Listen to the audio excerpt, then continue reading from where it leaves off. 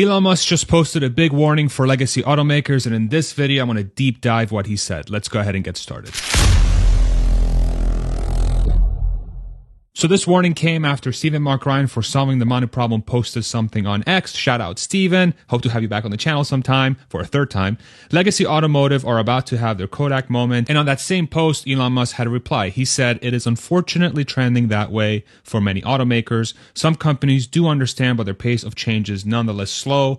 Tesla is trying to be as helpful to other automakers as possible with the transition to autonomous electric vehicles. We open source our patents, provide access to our superchargers, and have invited them to license our self-driving AI systems." Now, in case you're not familiar, a legacy automaker are companies like Ford, GM, Toyota, Honda, Nissan, VW, Mercedes, BMW, etc. Basically, every car maker you've ever heard of that has been around for a long time is considered a legacy automaker. Now, what I like to do is see if I can find some data that backs up the claim that legacy auto is in decline, whereas Tesla is on the uptick. And that's sort of what Elon's comments encapsulate here. So let's go ahead and look at some data that I think talks to this thing actually happening. So this is one of the data sets. Tesla outsells Toyota in California in Q2 by nearly 2,000 units. The Tesla Model Y beat out the Toyota Corolla as the best-selling car in that state. Now, California has a lot of EV incentives, so one potentially is not surprised that Tesla would do well, but it's important to keep in mind that Tesla only offers electric vehicles, whereas Toyota offers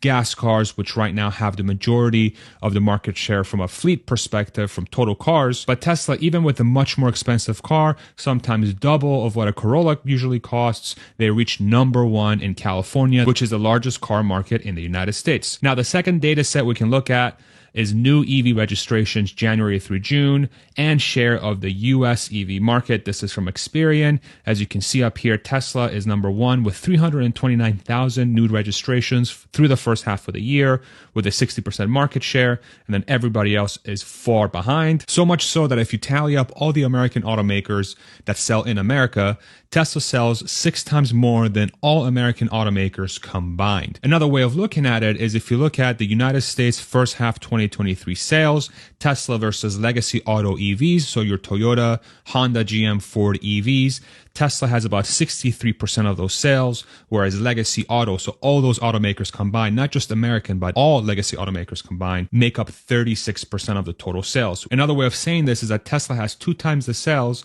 than all legacy automakers combined, not just US automakers, all legacy automakers, including those from Europe and other parts of the world as well. Another data set that describes legacy automakers not performing well in the EV segment is that when you look at EV sales globally, the Tesla Model Y and the Model 3 are the 2 best-selling models from a revenue perspective by far. From an EV perspective, taking up almost 60% of the total global market share on the top 10 of EVs sold in the world so far through 2023. Another way of looking at it is that Tesla Model Y and Model 3 are the 2 best-selling units in the world, followed in third place by the BYD Song. You can see none of the legacy automakers are here. These are all either Teslas or Chinese automakers.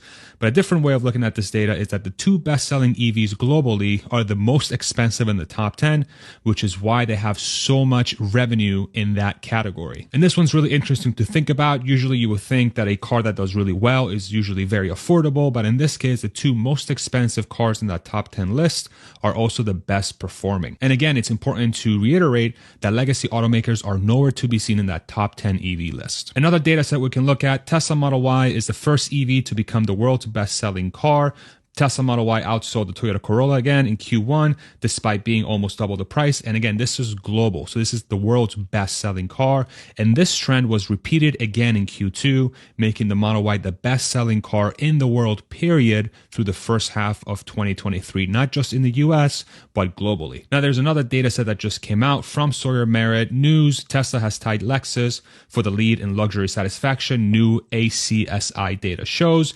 In case you're not familiar, the ACSI is the American Consumer Satisfaction Index, and this index measures the satisfaction of U.S. household consumers with the quality of products and services offered by both foreign and domestic firms. Basically, an independent firm out there that tries to rank how happy people are with their things that they're purchasing, and Tesla matches Lexus, which is very well known to have some of the highest quality and reliability out there in the auto segment. Lexus is owned by Toyota, and it should be no surprise to anybody that Toyota is loved by many, many people. And after looking at all that data, it's very important to keep in mind that Tesla has achieved all these feats with only 4 models. The Model S, which is an expensive luxury sedan, the Model X, which is an expensive luxury SUV, the Model 3, which is a more affordable mid-sized luxury car, and the Model Y, which is a mid-sized luxury SUV. What that also means is that Tesla doesn't have a pickup truck or an affordable compact because they only have those 4 models. The pickup truck market is huge, obviously, in the States. It's also really big in South America and also parts of Australia. And that compact segment is also huge in Europe, the States as well, South America, Asia, really the entire world is always looking for an affordable vehicle. Now, there's 2 key takeaways here from all this data is that Tesla is beating legacy automakers in many metrics versus gas cars. Best-selling car in the world versus a Toyota,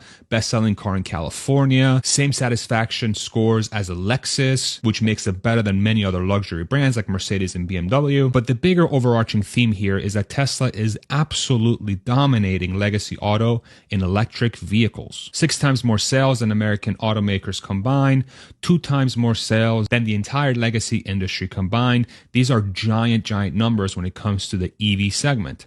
And it's important to keep in mind that Tesla has been at it for over 10 years.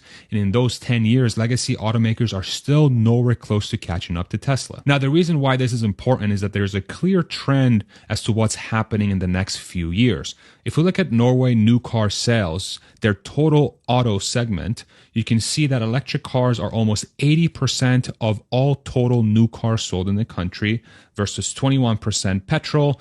For us Americans, petrol stands for gas. So 4 out of 5 cars being bought right now in Norway that are new are electric vehicles. What's interesting about this data point is that when people say that electric vehicles shouldn't be bought in cold weather, Norway is one of the coldest places on earth, and electric vehicles are 80% of the total market share. Now, Norway is a very small country, but it's very important to keep in mind that Norway should be looked at as an end result of this transition. And the reason why is if we look at the global market share for electric vehicles from 2013 to 2022, you can very easily see this exponential growth going from 0.2% of the total market share for EVs up all the way to 13% as of the end of 2022. And this, of course, is an exponential growth that will continue as the decade goes on. And so within this context, it's very important to look at Norway as a canary in the coal mine. This is a warning sign out there for legacy automakers that say, hey, this is coming. And in a world where 80 to 100% of sales are EVs, legacy is in huge trouble after 10 years of the Model S first coming out.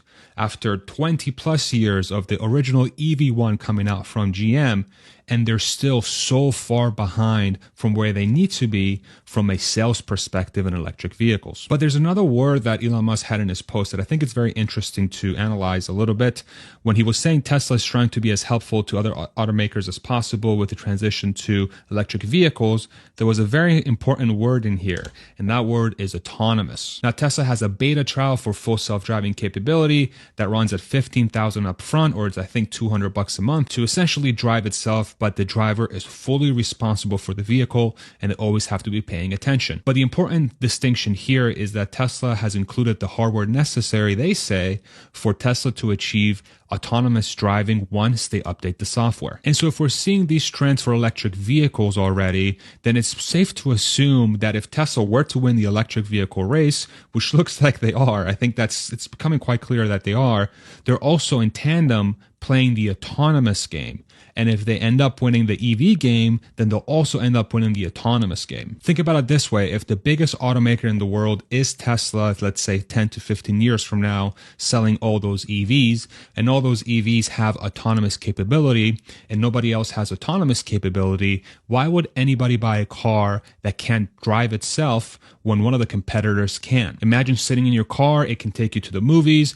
It can take you to the bar and back. You don't have to worry about getting a designated driver. You can take a nap going from home to work in your hour-and-a-half commute. You don't have to deal with bumper-to-bumper traffic.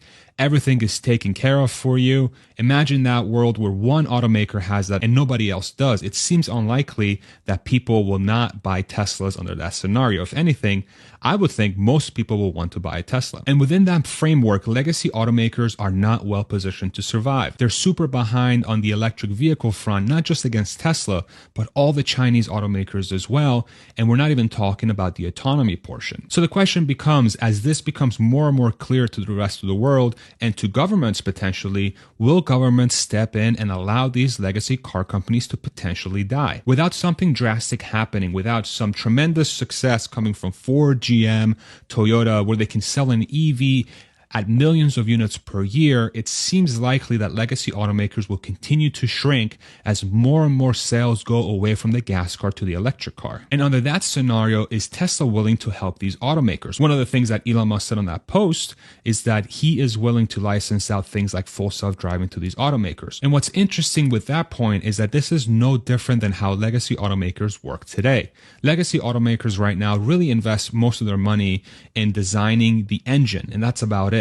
The suspension, the trim, the seats, a lot of the parts inside of the car, like the infotainment, the steering wheel, the stalks, the rims, the radiator, all the little tanks and all the little filters, all of these are handled by suppliers.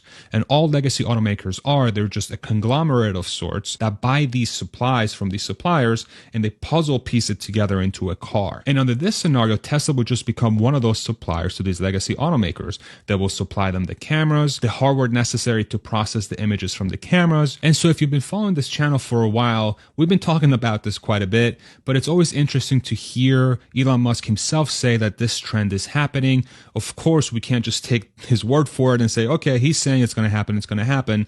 But I really do think a lot of the data is backing up this trend. If you're paying attention to this trend, it really does seem very clear that Tesla and other newcomer EVs, especially out of China, are really taking a stranglehold of the auto market globally. And these legacy automakers are so far behind that once we hit that threshold of, say, 50% new EVs per year, a lot of people thinking it's somewhere between 2028 to 2030, these legacy automakers are going to be caught without any EVs to offer that people want to buy because they haven't taken the time to scale to those levels so far. It's been 10 years, again, since the original Model S came out, and they're nowhere to be seen. But I would love to hear what you have to say in the comment section below. Let me know if you agree with this trend. Real quick, I want to thank you so much for watching my videos. About 68% of you are not subscribed. So if you're looking to support the channel, super easy. Just click subscribe for me if you'd like to continue seeing my videos. And if you want to go above and beyond, I have a link to my merch in the description below, and also a coupon for Athletic Greens, which is a supplement that I take every single day, free travel packs and vitamin D with your purchase. Thank you so much for watching. I hope this was informative and helpful, and we'll see you on the next one. Take it easy, everybody. Bye-bye.